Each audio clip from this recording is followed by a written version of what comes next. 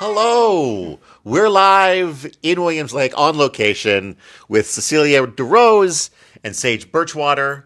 We are here talking about One Arrow Left, the memoir of Secwepemc knowledge keeper Cecilia DeRose. Thank you both for joining us today. It's our pleasure. So this book just sort of recently came out within the last few months. Is that correct? Correct. So tell me a little bit about how it came to be. Like, how did you guys end up, working on this? What pulled it all together? How did we start the book, Cecilia?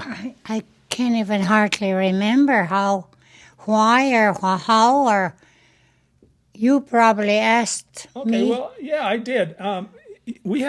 Cecilia has a girlfriend, Barb Testowich, who got a hold of me on Facebook, the great Facebook that we all know and That's love. how I got a hold of you.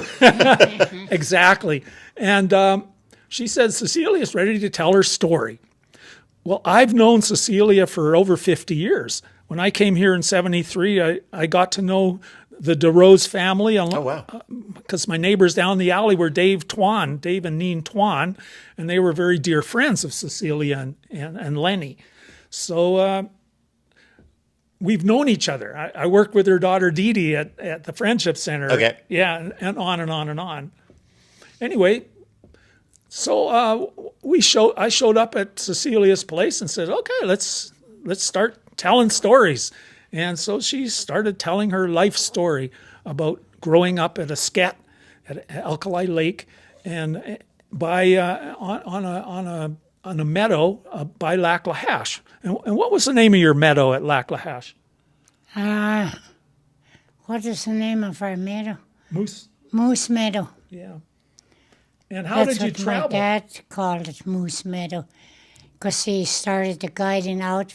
He used to guide for Buster Hamilton on Lac La Hache side. So Buster told him to start his own guiding outfit on the other side of the mountain. So that's what my dad done. Yeah. He was a guide on that side of the mountain. Most of his hunters were from Seattle and Seattle and Washington. And so what sort of area was he guiding through? Well, we call it Moose Meadows, but I don't know what the. It's on the east, on the west side of Lac La Hache. Okay. You know where Wright Station Road is? Yeah. Well, you'd go in that way and you get to Moose Meadow. It's probably partway down the lake, not that far, eh? No, not that far. Seems like forever, but it's not that far. Yeah. So and Cecilia's mom and dad did not ever own a vehicle, so they traveled everywhere by horses. Oh, wow. Yeah, horse and team and wagon, sleigh in the winter time. Yeah, he just applied for that meadow, and it was a, what do you call it, lease or whatever. So we just built a little cabin and spent our winters up there trapping and hunting and stuff like that. He had 100 hunters in the fall, mostly from Washington. Mm-hmm. And we stayed up there all winter. They trap and squirrels and muskrats and beavers and stuff like that. I'm curious, what was life like when you were young, and what was your role in the family? Pardon? What was your role in the family when you were a young girl? Did you have a specific duty? What was my role? Just about everything, anything. Sometimes we went with the hunters, like my brothers or whatever, when they'd go hunting, we'd go with them. Or just about anything a man can do. So they Good. they cut hay, and Cecilia is one of 10 children. Yes. One of the older to ones? Matthew and Cecilia Dick. She's the fourth child. Okay. I think there was Victorine was the first child, and then your brother. Willard, and then Martha, then me. I was the fourth? Yeah. Yeah, fourth out of 10 children. That's a good place to be because you have your elder siblings to teach you, and then you can pass that And then the younger down. ones to boss around. Yeah, exactly. So Cecilia was in charge of looking after her younger siblings after Martha and Willard went to school. Unfortunately, Victorine passed away at 10 years old from tuberculosis, so the numbers got reduced. But so when Martha and Willard went to the mission, Cecilia was the oldest kid at home, and she found it a drag to have to look after the babies. Totally. And she thought the mission might not be a bad option. Yeah, because we were there 10 months of the year, from September till June. So we didn't. And later on, we went home at Christmas and Easter, but at first we didn't. We were there 10 months of the year. So there's a whole section in the book about being at the mission, Yeah. and a whole section in the book about before going to the mission and what you did in the summertime. And the haying crew is a very interesting part of the deal. And I think Cecilia could tell about the haying. What was it like to hay and at the At home? yeah? Well, everything was loose hay. My dad would cut it with a horse, and with the horse, the team horses, cut hay with that. And then we cock it up, as we call it, put it in little stacks, and then we get the team in. I don't know what They call you them call sleighs. I think they called them. Yeah, sleigh. Yeah. And we'd pile it on that, and then my dad was a stack man, so we'd get the two edges together and hoist it up, and then he'd trip it wherever he wanted it on the stack. And till the stack was big enough, and then he'd start another stack. So all the kids had a role to play. What was your job in the haying crew? My two brothers would cut hay, and when it dried, my dad would put it in a row, and then we'd put it in small piles, so we'd put it onto the sleigh and then drive it to the stack. And my dad was the stack man, and my brother and his younger sister and my younger brother drove the team, and Martha and I, we'd pile it onto the sleigh. And my two brothers, one would be cutting hay, and the other brother would be Raking? putting it in rolls. We all had a line of our work. Each one of us had a different work on making hay. And you had two younger sisters and a younger brother. And what was their job when you kids were haying? Yeah, well, two of them would drive team, and my brother Irene would be a driver, and my brother Bernard would be a driver. No, I mean the younger ones. The younger ones, Because Bernard when you was guys were thirsty. Yeah, Richard and Willard would be cutting. One would be cutting hay, one would be raking. Two of us girls would be stacking it onto the sleigh load to go up to the stack. So one younger sister would be driving one team, and my younger brother would be driving the other team. But I'm talking about Spick and Slug and Felix. What did they do? They brought you water, right? Yeah, my mom always bought. They sold Freshie in little packages. Mm-hmm. So before we went to the meadows, she'd go to the lady that sold Freshie. She'd buy couple of cases of them, and that was our treat, Freshie. different flavors and Yeah. different. So that was our treat for the hay Did you have a fever. favorite flavor? Eh? Did you have a favorite flavor? Raspberry was mine. So, Ooh, that's yummy. yeah, strawberry was always strawberry. So when you went to the mission, in June time, your mom and dad would meet you with a horse and wagon. Yeah, when they picked us up in the summer, they'd meet us there, pick us up. Then we'd go to the meadow because it goes towards Lacklahassan up in the mountains there. So that was our meadows up there. But did you go to the Stampede, and how did that go? We went to the Stampede first and then went up the meadows to hay. And then you went to Quesnel too, because your dad had Yeah. racehorses. Yeah, my dad had race horses, so we'd make the Stampede here and then go to Quesnel for the flat races up there. Was there any gold panning in your family? Pardon? Was there any gold panning in your family? No, no. None of my family wanted to be rich. Well, you had to do it all by horse and wagon. So you went to Quesnel by horse and wagon. Yeah. And I was going to ask, like that feels like that would be a fairly major undertaking. Like how long a trip is that to go from, Lacklahash through Williams Lake up to Quesnel? Yeah, well, they'd come to Alkali in the Williams Lake. Then they'd go to the mission, pick us up for the summer. Then back to Williams Lake again. Then we'd camp in Soda Creek, and then we'd camp around McLeese Lake somewhere. It took a couple of days to get to Quesnel.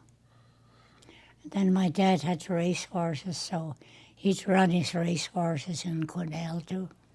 And a couple of the kids would ride the racehorses up to Quesnel while you guys were in the wagon. Yeah. The one, none I guess of they would us- get there a lot quicker than the racehorses. Everybody Yeah. went together, but Cecilia never rode the racehorses. She wasn't a real... No, Race Martha, horse. my sister Martha, would ride one of the race horses. I mean, I'd ride them up, but I never entered the races with them. But my sister Martha was a real good rider. Yeah. So she rode a couple of the race horses. Most of the time it was my brothers. But you had other horses for the hunters. And so your job, the other kids, was to ride the hunting horses to get them broke in so they were friendly to the hunters who were not very used to riding horses. Yeah, we'd sort of break in the horses for the hunters, because my dad would take out, like him and his brother at first were partners with the hunting, and my uncle Bert, 3 brothers were working on the hunting to get the hunting going, hunting and guiding going. But later on, when my brothers grew older, then they took over my uncle's job. So it was mostly just our family later on. Just my mom and dad and brothers and sisters that done the guiding and stuff for the hunters. So whenever you went somewhere, the kids would be riding the horses and the wagon would be going. So there was a whole group of you that would go. If you went from Lacklahash to Esquette to Alkali Lake, there would be a whole group of you. Yeah, there'd be five, 6 riders besides my mum and dad in the way. As soon as we got old enough, we didn't want to ride the wagon. Rather like ride the just a horse? Yeah, Yeah. we'd ride. And it was good because my dad needed all those horses broke for the hunters. How many Because people fit in those Some of them would wagons? get on the wrong side or doing Like something. get to it. on the horse from the wrong side? Yeah, instead of getting on from the left, they'd get on the right. And they'd have their reins like this when they're getting on instead of having them, I heard they So you had to be gentle.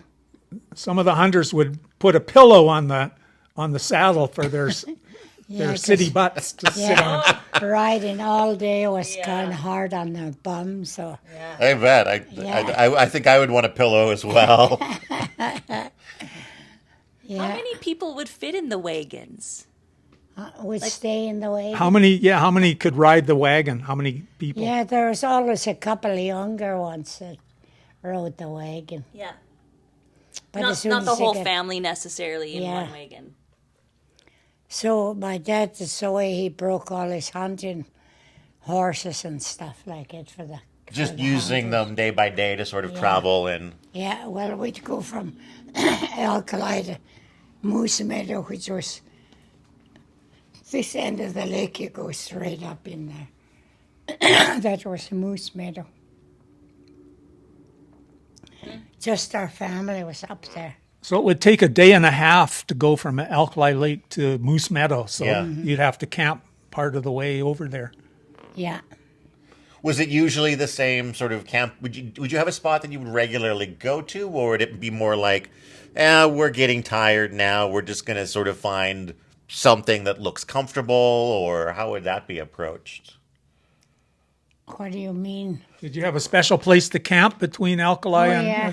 Moose Yeah, Meadow? we camped about the same place Yeah. on the way from Alkali to our Moose Meadow. We'd camp one night, and then the next day we'd get there.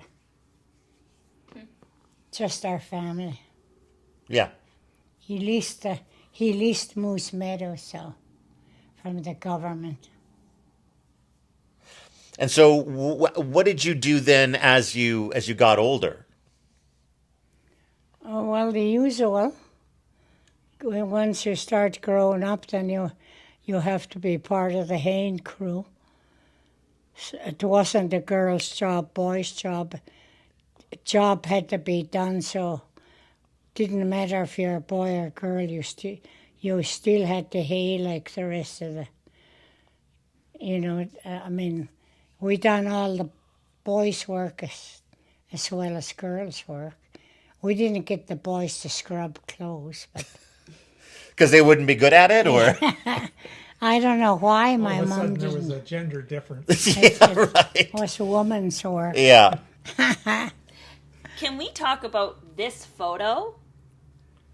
You talked about this with me earlier. Well, I don't know how. Oh, we went back east. What were they doing back There was in a 19 sometime? a pilgrimage A pilgrimage, to yeah, Trois Rivières, Quebec. Oh, in wow. Quebec, yeah.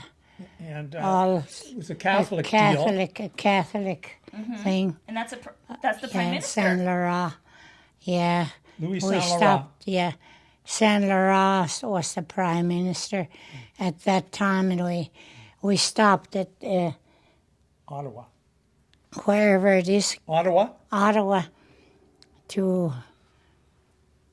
we just stopped there just to see, just to have a look at the prime minister. I didn't think I was going to shake hands with him, but they picked me out of the crowd to shake hands with Saint Laurent. Wow. I think because I had my buckskin jacket on. Right. But you also have a beautiful smile and face. That could help too. Yeah. I have a feeling you were a very strong lady. You were probably a very strong lady. Still are. You think so? I know so.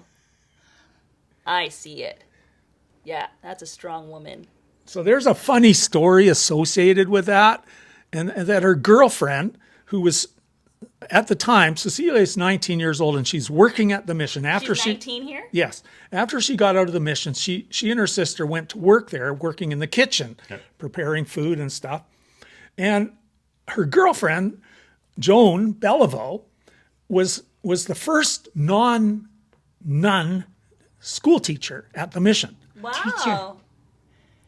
Yes, she was a teacher that was the first regular person to teach us. Always nuns teaching, brothers and nuns teaching. So she was the first. So Joan had a big role in Cecilia's life because as Cecilia grew up, she dealt with racial prejudice in Williams Lake and wherever, where Indigenous people were not allowed in restaurants or in motels, hotels, and even they had a separate ward for them in the hospital if they Really? even went. That's terrible. Even the priests were segregated.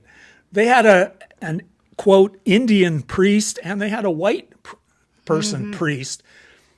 White. You wouldn't want to get those prayers mixed up. That would be terrible. Well, ironically, when Cecilia and Lenny got married, Lenny is a non-Indigenous man who grew up in Wells. Yeah. The Indian priest couldn't marry them. They had to get the white priest to marry them at a Sket. But at least they married them at St. Teresa's Church in Sket. Right. Is this like in the 50s? Yes. 50s. Yeah, so this is 54. They got married in, 56, so a couple Yeah, years later. 56, yeah. Anyway, Joan was a big person in Cecilia's life. Joan showed Cecilia that she's just as good as anybody else, no matter what their racial background is. Totally. She said, let's go to a movie or let's go to a restaurant. Tell us a bit about how Joan influenced you. Yeah, and we told her that we couldn't go into restaurants or couldn't go to a movie, just had certain, and then in a movie house you only sat in a certain place. He didn't let you sit anywhere where you wanted. You had to sit in a certain place. Terrible. Yeah, and in a restaurant you weren't allowed in the restaurants. Yeah, because you were First Nations, you weren't allowed to eat in restaurants. And now in Kamloops, there are Indigenous restaurants selling bannock. You know? So Yeah. it's nice to see that. Yeah, now they can, but in those days he didn't. Yeah. Bannock was a yuck. Nobody ate bannock. Now everybody runs to get bannock. Right? Yeah, that's a good point. Yeah. So many different ways to make bannock, too. Pardon? There's different ways to make bannock, isn't there? Is there different ways? Yeah. Not really. Well, you can fry it or you can put it in the oven. Yeah. But I've come across like almost dessert bannock. Yeah. Yeah. You What's- can put jam on it or just butter or whatever. Yeah. It's probably become more, it's like, coffee. Coffee used to just be like, I'll have a coffee. And now you've got espressos and caramel macchiatos and all of this sort of thing. Yeah. Used to be that like bannock was bannock, and now it's all just sort of been, It's fancier now. it's fancier, it's been hipsterized. Yeah, Well, right. Cecilia's friend, is it Cody? He makes yeast bannock and at the Williams Lake Farmers Market, and it's one of the more popular booths at the market. He Yeah, always it's sells easier out. to make yeast bannock. Well, the baking powder bannock is faster. You don't have to wait for it to rise or anything. But you can make more with the yeast bannock. So on this trip back east, they wanted a lot of Indigenous people to go on this pilgrimage, right? And originally Cecilia and her sister Martha signed up to go, but then what happened? Martha decided not to go, so my friend Joan said, well, she'll go in Martha's place. So Martha loaned her buckskin jacket, and away we went. and her ID. Yeah, right. Was someone pretending to be someone else? And then we had to catch the train from Prince George and head east. And they Well- they got to Winnipeg, eh? Yeah. And then yeah, took a we- bus from there. Right. Yeah, and then the bus picked the rest of us as all the Indians arrived in Winnipeg, and then the buses came and took them to Quebec. Would that have been the first time you ever traveled by train or bus?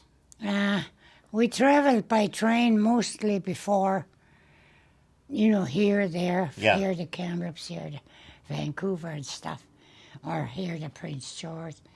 But we never traveled all the way, out of our province. Yeah.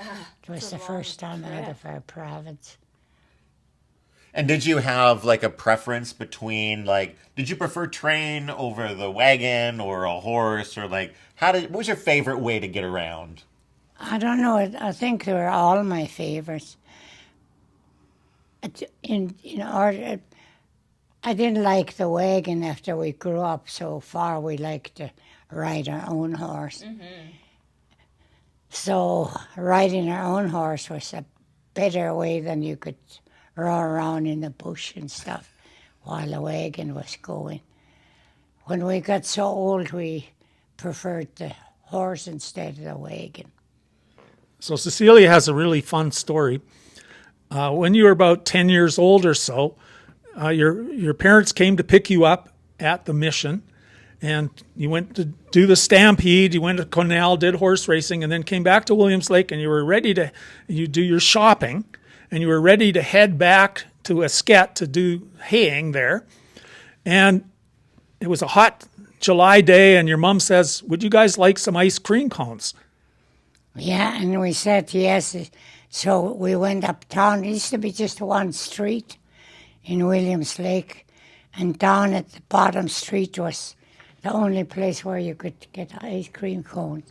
So she took us all down. My dad, there was nothing behind the main street, so he brought the wagon up there and waited for us across the street with the wagon to get after we get our ice cream cones. So we went in to get our ice cream cones, and what was her name already? I can't remember. We won't say her name. Okay. Okay, and then This non-Indigenous woman was sitting it's a famous cafe. Okay. And it's the only place you could get ice cream. And this non-Indigenous woman was sitting at the booth there. And what did she say? And she said, my mom went in there to get our ice cream cones, and she said, what's that Indian woman doing in our store? Wow. And then she brought, was 5 or 6 ice cream cones. She said, we'll wait here. She said, Dad's waiting across there, but she said, we'll wait here, eat your ice cream cones really slowly, because she said, when that lady comes out there, I'm going to beat the shit out of her. I love you. And did she? No, she outweighted my mom. Lucky for everybody. Yeah, I guess. concerned. Yeah, because my dad was waiting with a wagon and team. So we sent his ice cream cone over, and she said, the rest of you just wait here and eat your ice cream really slow, because I'm going to beat the shit out of her. Good. But she outweighted my mom. Yeah. I'm glad you guys stand up for yourselves.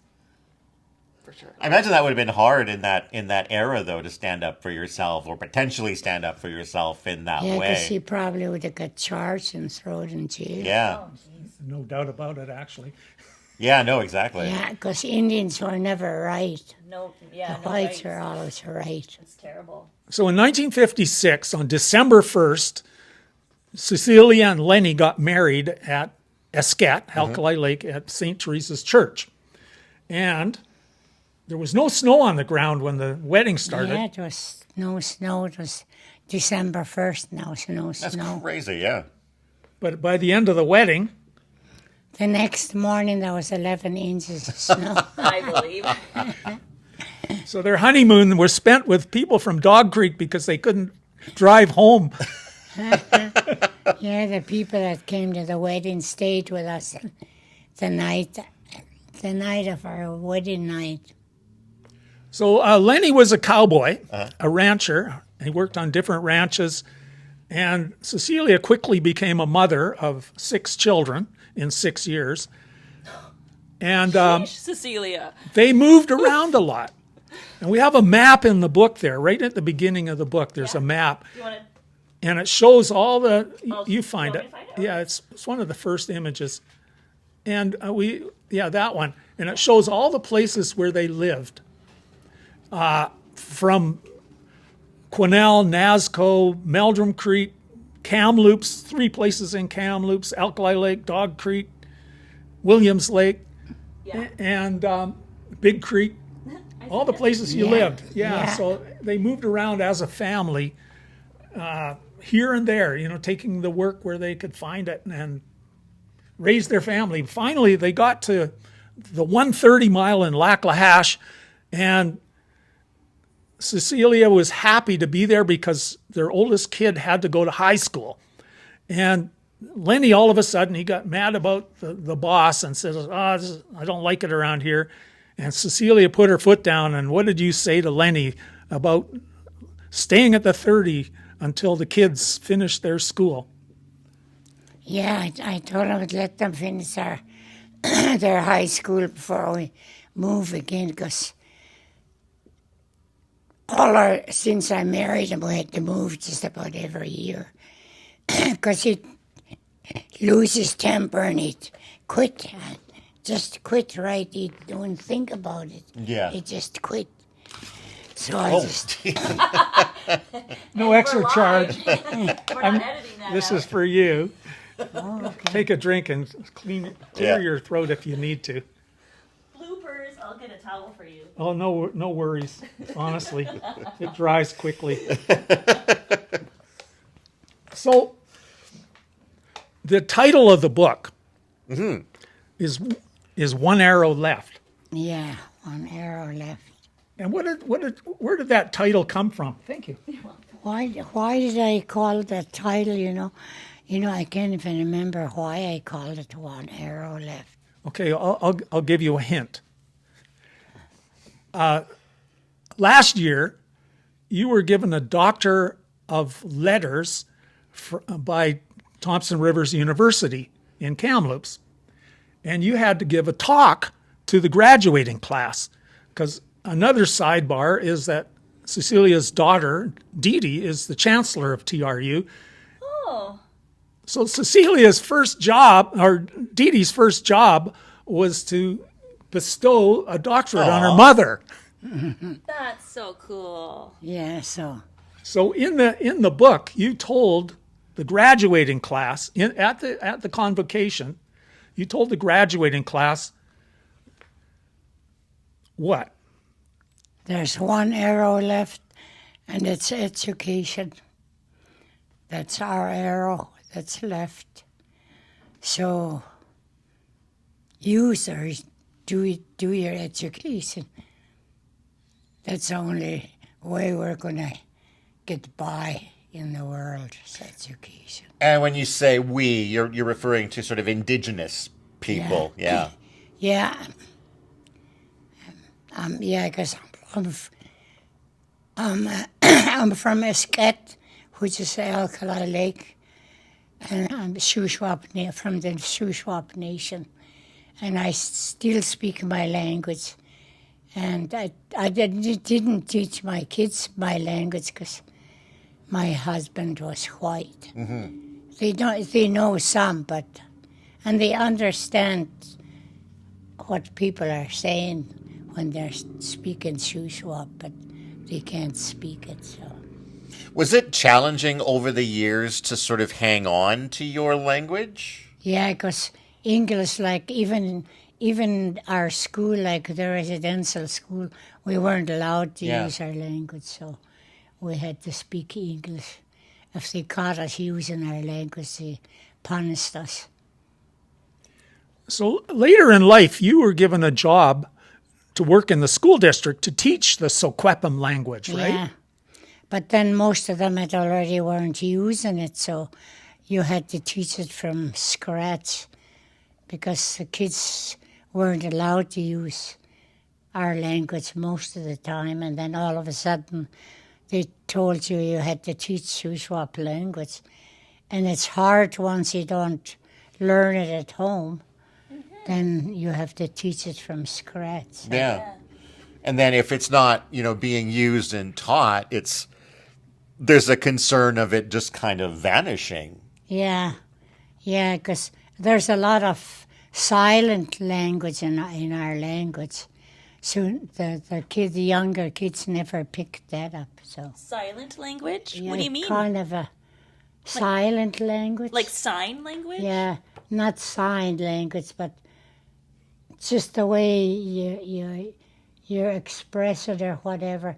You don't have to answer in words. Like body You could language? answer body language. So most of that was lost. And there's glottal stops. So you say a word Secwepemc. How do you say Secwepemc? I probably don't say it right. Secwepemc, yeah, you're close. You hear that Yeah. at the end? So that's almost a silent, non-English sound that you make, eh? I forget to say that. Yeah, It's kind of like a French. Yeah. Yeah, Yes, a little Secwepemc. similar to. Yeah. Wow. I definitely think more people should talk silently. So Cecilia's got a great story. When she and Lenny were living at Savinaw, one of the ranches they lived on was up on the mountain at Savinaw, and your dad and mom caught a ride with a guy to come and visit you to buy a wagon, I think, or a harness. Yeah, harness, yeah. And he came to Lac La Hache. No, he came to Cache Creek and met a girl from Esquette working Yeah. in the restaurant. What happened? Well, she was working, like she worked at the mission. Her and this other girl. This girl was from From Alexandria. Stila, whatever, Estella, yeah. Alexandria. But she didn't speak Shuswap because the people from Stila speak Chilcotin. And Carrier. And then this girl from Esquette at my place, she was working with her. They were both working at the mission. Then they decided to work at Cache Creek. So they went down there. So my dad and mom stopped there to bring the harness to our neighbour that was going to buy it. And she told the girl from Alkali, "Hello, how are you?" in Shuswap. And well, this other girl, she spoke to the other girl, and my dad didn't know she was from Estella. Stila, and she didn't understand Shuswap. So she told my dad, "I don't understand." So my dad spoke to the girl from Alkali, and the girl said, "I don't understand."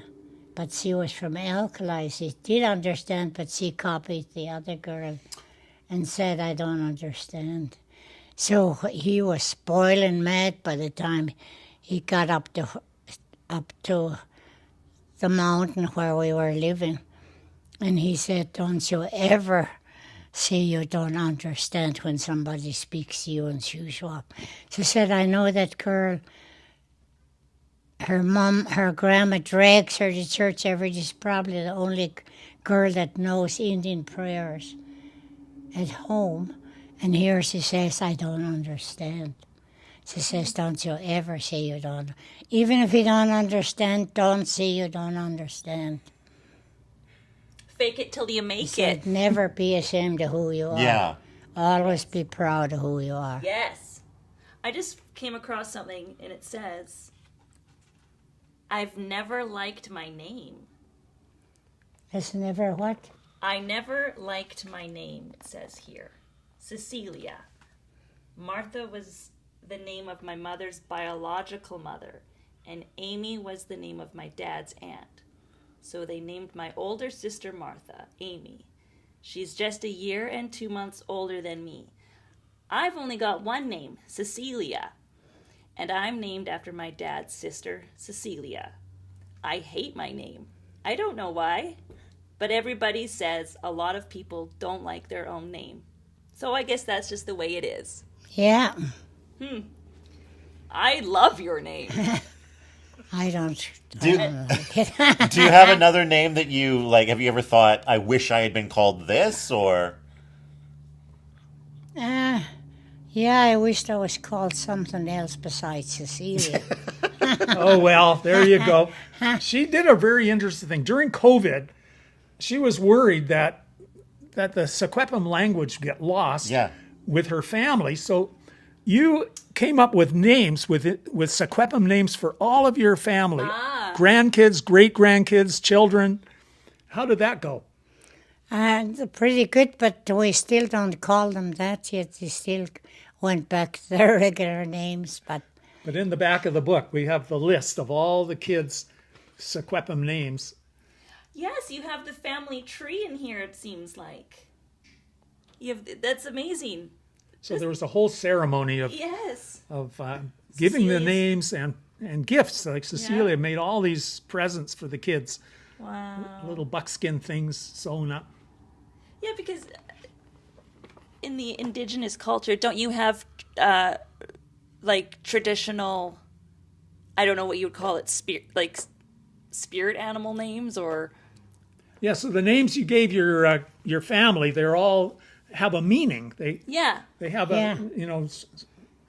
like there's I don't know, a deer or a horse or running horse, and then Cecilia put the interpretation with each one as well as the actual name. Yeah.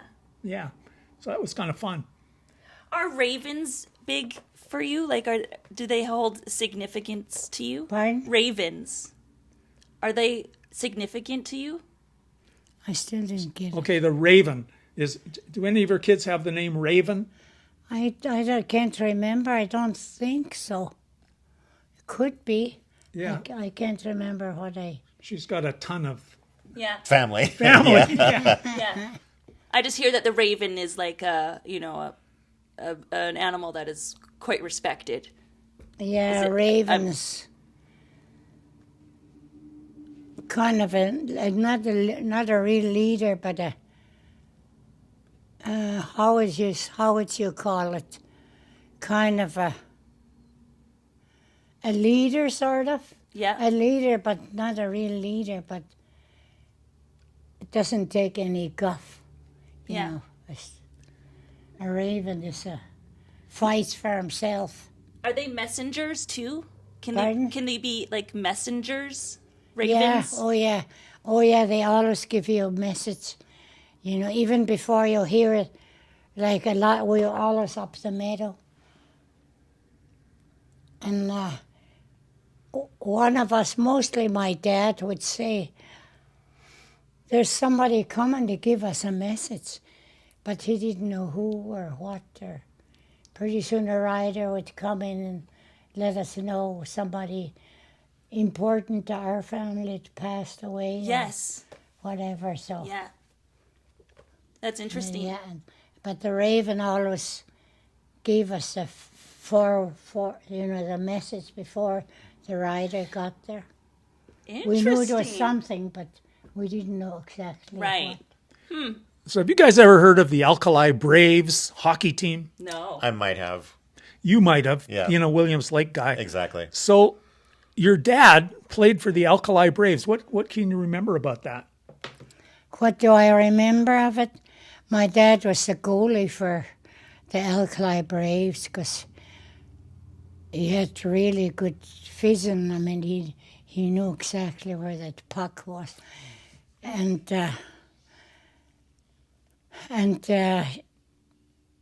what do I know about it? Well, you weren't born when he was playing. That's one of the problems. But it had about a 5-year span where the Alkali Braves became the best hockey team in the interior BC. Whoa. They represented the interior, and they went down to Vancouver and played the best players in the Vancouver country. And they held their own. They didn't win, but they held their own respectfully. And there's different stories. I think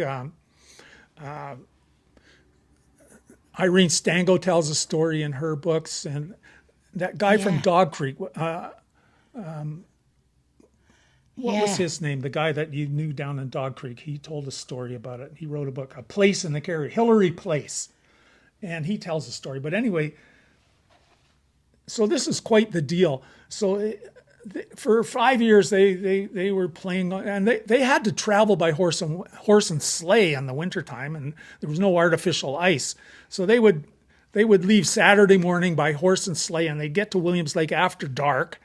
They'd camp. They weren't allowed in hotels, of course, and it cost money. So they would camp somewhere, and then in the morning, sometime in the day, they would take on the Williams Lake Stampeders or whoever they were playing. And Matthew Dick was her dad's name. He always played goalie, and he was known as the man with 1,000 eyes. Wow. Is that because he could see the puck coming Yeah, from anywhere? which made him a very good hunter as well. I guess it would, yeah. Yeah. Yeah, that's what his life was as a guide. He had his own hunters mostly from Washington and the state below Washington. Yeah, Oregon. Yeah, Yeah. yeah, most of his hunters were from down there. He didn't have too, well, he had a few Vancouver, but he liked the American hunters better. Why is that? Yeah, I don't know if the guys from Vancouver were wimpy, I guess. Did you hear that? Yeah. Was it a challenge to sort of dig through your memories to find the stories to share in this, or did you find that it sort of came back fairly Yeah. quickly, fairly easily? Mostly came back. Mostly came back as I wrote the story, you know. Like one story would lead to another. Yeah. Yeah. Yeah. So we would record the story, and then I would transcribe it, and then I would bring it to Cecilia. We'd go over it together, and then she'd offer corrections, and then we'd talk about the next phase of her life, you know, growing up with 10 siblings, for example. And So you'd often use sort of like the previous story that you spoke of to sort of springboard to the next and on. yeah. And on. How long did it take from when you guys first sat down to start working on it to when it was ready to go to the publisher, would you say? Well, it was 2 years, pretty Yeah. much. And Cecilia, she's 90 now. We started when she was 88, and she had a health issue, and we weren't sure if we were going to be able to continue or not, but she got better, and we carried on. Yeah. Yeah. It's amazing. You're so resilient. You're very resilient. Yeah. Yeah. Yeah. I suppose. That's one way to look at it. And how did you feel when it was all said and done and you saw, you know, a reflection of your life in these pages? I could have told more, but I guess what they weren't. I probably thought they weren't that important to put into. But I think I was all right with it. Yeah. You think it captured enough of who you were and who you are? Yeah, I think so. Some I could have put more in. Like, you know, we had tough times and good times. But, you know, I probably could have put more hard times, but it's all right, though, I think. One of the neat things about the book is that we got her children involved in telling the stories. Like Cecilia, Okay. they would remember stuff Cecilia didn't remember or didn't even know about. You Yeah. know, like what it was like to grow up and go to school in Big Creek or 100 Mile House. And so they filled in a lot of the gaps, like they were all into the rodeo. Oh yeah. And so they would have their story. So the five of her children that are still alive have parts in the book, and that a lot of people like that. Yeah. They comment about that as, oh, that makes it really interesting. And Yeah, so, we moved a lot. Lenny would get mad at his boss one day, and away we'd be going the next day. so they always carried lots of extra boxes in case they had to move. They had to pack up, yeah. I meant maybe at some point you just stop unpacking just to be safe. Yeah, most of the time they're still packed. So that's a picture of Bev Sellers' mother, Yeah. Evelyn Sellers. And what does it say? Yeah, we Watch were- for Indians. Yeah. That's can't at the believe there's a Friendship sign like Center that. downtown here. That was during the Stampede. I think it was... Stampede. Oh, was it kind of meant to be humorous? oh, yes. or- Yeah. Yes, we even found out who built the sign. Oh, really? Yeah. So, but were there actually signs like that back in the day? Oh, no. This was just, Okay. I think it was Mike Ratasket that drew that, that created that sign. We found that out later after Yeah. the book came out. One of the really neat things, like Cecilia says, there's more stories that could have been told. Yeah. And stuff she'd remember later, like all of these kinds of stories are like that. So she was talking about riding in the wagon, and there was some kids on horseback, and the last kid on the horseback hit a beehive. Oh, wow. No, the first ones hit the beehive, and the last one got all the stings. Got the reaction. So her mother immediately came up with a medicine for that was right there. No way. What? Yeah, right by the lake, there's a bunch of certain kind of willows by Rose Philalo hips. Lake. We're just coming along Philalo Lake there. So she told us to quickly strip the leaves off the rose bush. willows Yeah. and chew it and slap it on Oh, wow. all. And it worked? Yeah, it worked. Her face was already half swollen, but she said it'll keep it from swelling more. And her eyes were even shut. The beast just got, well, as soon as we got to ride a horse, we always rode a horse. There was always 5, 6 riders. Mm-hmm. Yeah, so she was the last one, so she got most of the stings. So that story didn't make it in the book, but we get to tell it later. Yeah. Well, and with, mentioning stories that didn't make it in the book, is there any consideration at all of maybe going back for another one, or are you done with sharing your stories that way? I don't know, I'll have to read the whole thing to see. She's still reading it. Yeah, fair enough. She isn't quite sure. The jury's still out yet. You got to finish the book before you decide whether it needs a sequel. Yeah. I have to see what I wrote. I probably left all the juicy ones out. See, that's the ones people really want to hear about. Oh, we'll turn off the camera for that one. Like when she went to Quebec, and they went to Quebec City, and there was a tent camp there, and there were the security guys that were there. And what happened there? Yeah, like each group, like Joan and I had one tent. Oh, there was a whole pile of tents when we got in Quebec City. So they gave Joan and I one tent between just 2 of us. Most of them was 4 people in each tent, but they only gave us one. So most of them were cops from the city that were taking turns with Security. security at the camp there. So they dated us that night and showed us out the whole city, and then took us to a pub for supper. We told them that the Indians back here weren't allowed in bars yet. But they said, this is Quebec, so. And they were French, and they didn't speak English, but they managed through Braille or heaven knows what, sign language. Yeah, They communicated, Good. Yeah.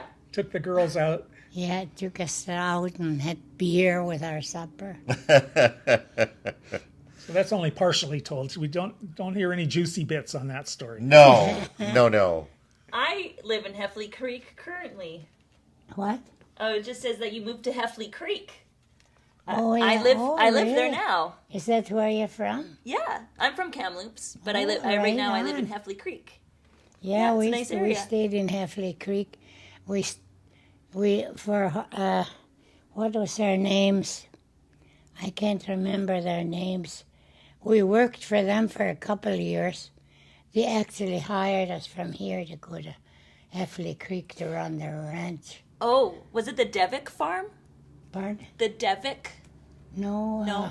It was a ordinary rancher, but he didn't want to run. His son didn't want to run the ranch anymore, so they got Lenny to come and run their ranch, Heffley Creek. And there's a I cool can't story about that. You were up in the Alpine, up in running that cattle, ranging the cattle. You were in a range cabin, and something happened when you were at Heffley Creek. that made you move out of the cabin? What happened? We were all ready for bed and all getting ready to get there. Well, the kids were all little yet. All ready for bed, and all of a sudden the dog went woof. And pretty soon all the smell came up. Oh no. A skunk was just Oh. coming out from under the house. And the dog, I guess, was still out and about yet, so he went woof, And then and the smell came up. So we couldn't stand the smell. It was so close and so... So we had to move out that night, but we couldn't take anything with us. Anything that was not in a can, flour, sugar, everything we had to throw away no because way. the skunk ruined it all. I guess if it was open Yeah. air at and all, we yeah. washed our clothes, took all the clothes to the laundromat. No way. And we had to run it 2-3 times. So, and it was still, you still could smell it. Oh my God. You would walk in the store and people would skunk, you know. Well, some people like the smell of skunk. Really? Oh, yeah. It yeah. reminds them of something. Like skunk weed. But that's before our time, right? Yeah, right. Sure, it was. Sure. Cecilia's time. Eh? Yeah, perhaps, yeah. Yeah, right. I'm just trying to find. I went past it. I can't find it. You tried to get your status back? Yeah, when I married Lenny, when an Indian married white, they took your status away. That's The women. Of course. Yeah. Was that because, to some extent, you would be considered the property of the husband at that point, or? Yeah, it must have Figure it been. out. Yeah. Guess you're supposed to become white. Right. well, I'm glad you didn't. You got to be what you are, right? But I think Lenny became Indian. Is that how it went? Yeah, you got to meet halfway. You know. Yeah. He got Yeah. accepted by her family, and there was a whole bunch of that. Like Lenny's mother wasn't very happy about him marrying a Secwepemc woman, Yeah. but she kind of came around after a while. Yeah. You know, Was it still fairly uncommon at that time to marry between white and Yeah. indigenous? Especially Indian marrying white. It wasn't too bad white marrying Indian, or Indian marrying white or whatever. So how did you get your status back, and what year was that? I in don't the know how. 80s, I think. In the 80s. Yeah. 86 maybe. And then do you just go to Yeah, I think the around courthouse kind of 86, thing, I or? My status back. It's a process. It's Yeah. hard to know how you. I don't know if you were aware of it, but it could have been help from your sibling, your daughters, and Yeah, probably. everybody had a hand in it.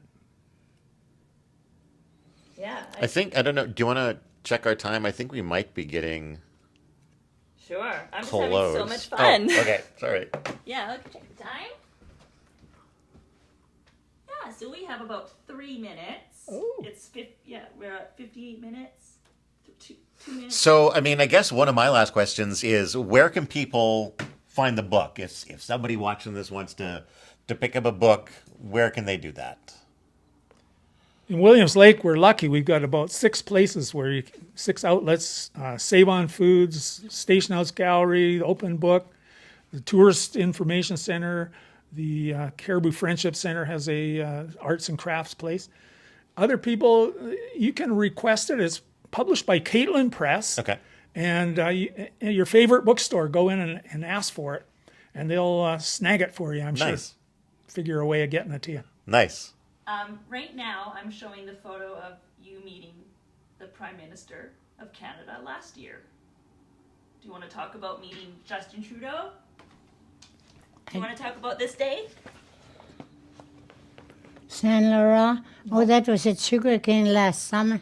Yeah. Yeah, he came to the reserve there at the band office, and then we went out to the mission. He wanted to have a look at the area where the mission school was, where we all had to go. Yeah. The Indian schools, we weren't allowed in white schools. So this picture here was probably taken at Kamloops, but when he came to Williams Lake, he made out a request. Where's my girlfriend? Oh, what a smooth talker. Yeah. I want to Yeah. read something. It's really funny. It says, back then, so she's referring to, back then I was young, meeting an old prime minister, and now now I'm old and the prime minister is young. He laughed when I told him that. Oh, did he? Was it a nice meeting with him? Hey? Was it nice and positive when you met Justin? Yeah. He was just like ordinary, not like the old stiff prime ministers, where you had to shake their hand. They hug. There's Yeah. a nice hugging picture. that's We good. didn't have it in the book, but it's in the slideshow. Yeah. We have a Yeah. slideshow. Yeah, we Oh, went nice. to the band office at Sugarcane first, and then he wanted to see where the residential school was, so we went out to the mission. Yeah?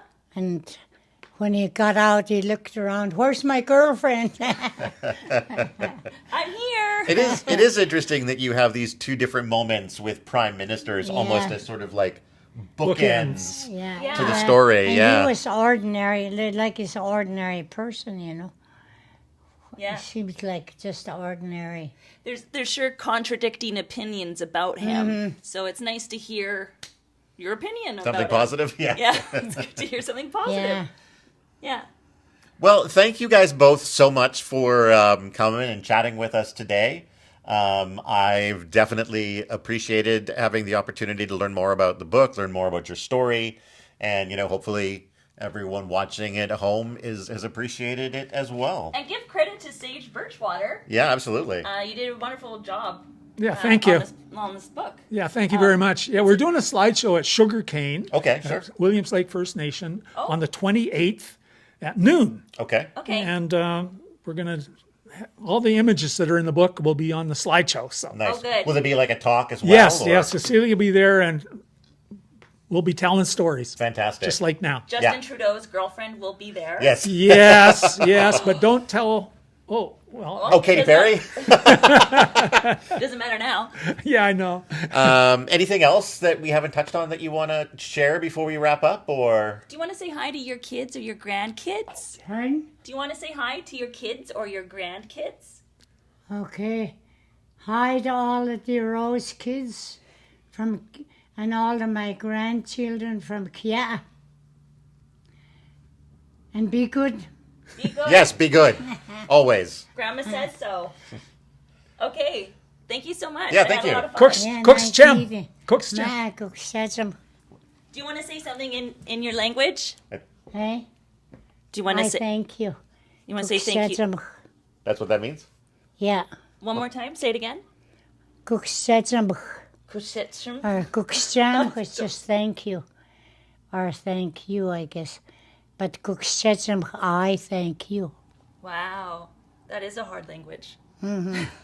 Thank you. Yes. Thank you both.